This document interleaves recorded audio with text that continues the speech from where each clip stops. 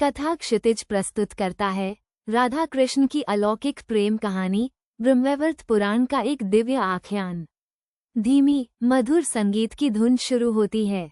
नमस्ते दोस्तों, कथा क्षितिज के इस खास सफर में आपका स्वागत है।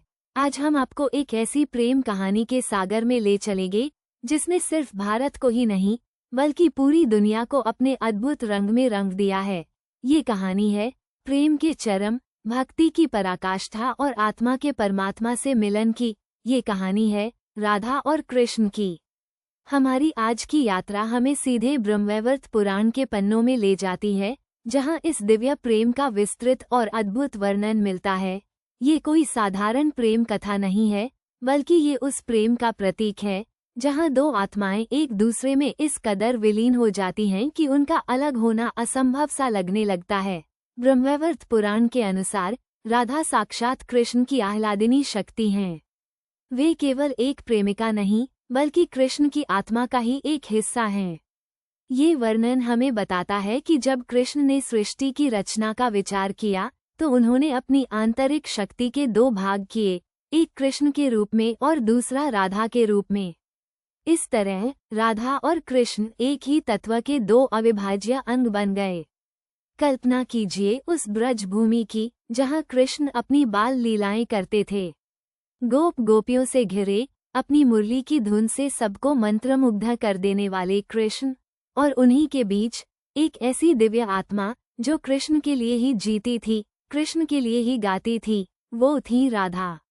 राधा का जन्म भी एक अनोखी घटना थी। पुराणों के अनुसार वे स्वयं कृष्ण की इच्छा से रापा नामक एक सरोवर के मध्य में कमल पर प्रकट हुई थीं। जन्म से ही उनके मुख पर एक अद्भुत आभा थी और उनकी आंखें मानो प्रेम के सागर का प्रतिबिंब थीं। कृष्ण और राधा का मिलन कोई सामान्य मिलन नहीं था, ये आत्माओं का मिलन था।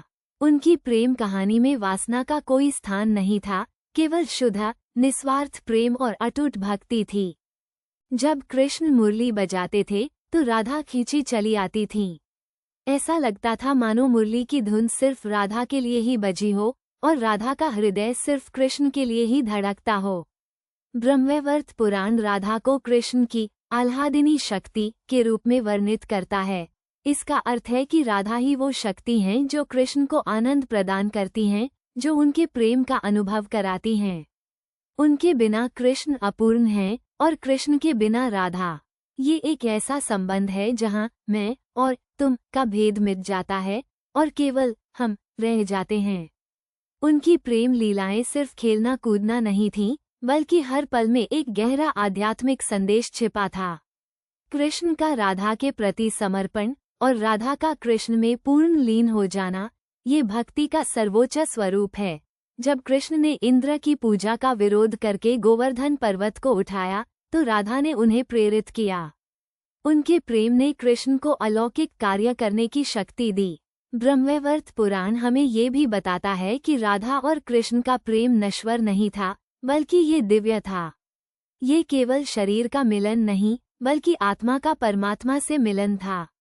उनकी प्रेम कहानी हमें सिखाती है कि प्रेम केवल पाना नहीं, बल्कि समर्पित हो जाना है। जब कृष्ण मथुरा गए तो राधा के हृदय पर क्या बीती होगी, इसकी कल्पना करना भी कठिन है, पर उन्होंने अपने प्रेम को कभी कम नहीं होने दिया। उनकी विरह वेदना भी कृष्ण की प्रेम की गहराई को और बढ़ाती थी। वे कृष्ण के हर पल का इंतजार करती थीं, उनकी यादों में खोई रहती थीं। राधा कृष्ण का प्रेम हमें सिखाता है कि सच्चा प्रेम किसी भौतिक वस्तु या रिश्ते पर निर्भर नहीं करता, बल्कि यह आत्मा का संबंध है। यह वो अनमोल डोर है जो हमें उस परम तत्व से जोड़ती है।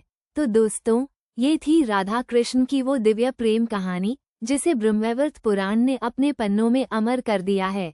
ये कहानी हमें प्रेम के उस स्वरूप की झलक दिखाती है जहां आत्मा परमात्मा से मिल जाती है, जहां भक्ति ही प्रेम का सर्वोच्च रूप बन जाती है।